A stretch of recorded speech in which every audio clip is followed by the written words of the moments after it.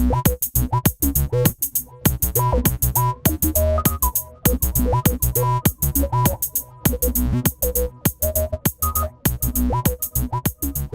I'm Christa. I'm a principal at CTA Architects in Manhattan. So I want to talk today about roof decks and what buildings need to do in order to get a roof deck on their building and how to do it the proper way. So a board has a meeting and they decide we want to do our roof. So back in the day when you wanted to put a roof deck on your building, you just hired a contractor and he came and he put a surface on top of your roof so that people could walk on it. You know, it might be wood, it might be concrete pavers, and then you put some plants up there and a sign on the door that said what the hours were, and then you had a roof deck. But things are not that simple nowadays. I think everybody kind of understands that the enforcement at the Department of Buildings is a very high priority. So when you replace a roof deck, there's a number of things that you have to do to make sure that your roof deck is done in accordance with the code.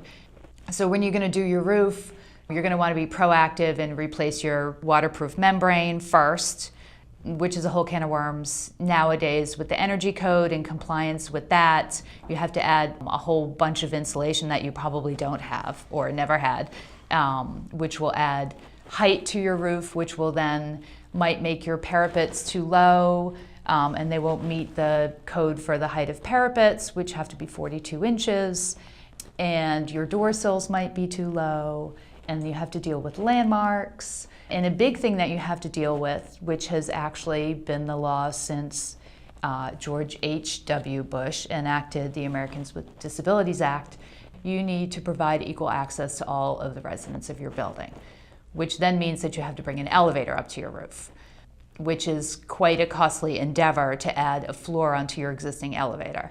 So now you have your new waterproof membrane with your insulation, and then you have to raise your rails, and then you have your elevator, and you have to figure out your structural capacity. Can you take the load of a public roof deck on your existing structure, or do you have to reinforce your existing structure, or which would mean going into people's apartments on the top floor, which they might not want to let you do, or do you then build a platform above your roof that your deck is up on your platform, which if you're raising it also needs to be accessible. So there's a lot of layers, and then you have combustibility of your roofing traffic surface, accessibility, parapet heights, and then you have to have a railing around that roof as well. If it's raised up, you know, you have to make sure that you have the 42 inches there, which could be a landmarks issue if it's visible from the street. And then you're going to want to put some plants up there so it looks nice, so there's more load. So you have to, all of these things are things that you have to consider when you're doing your roof, and then that's just from the construction point of view, and then you have a legal space to be occupied.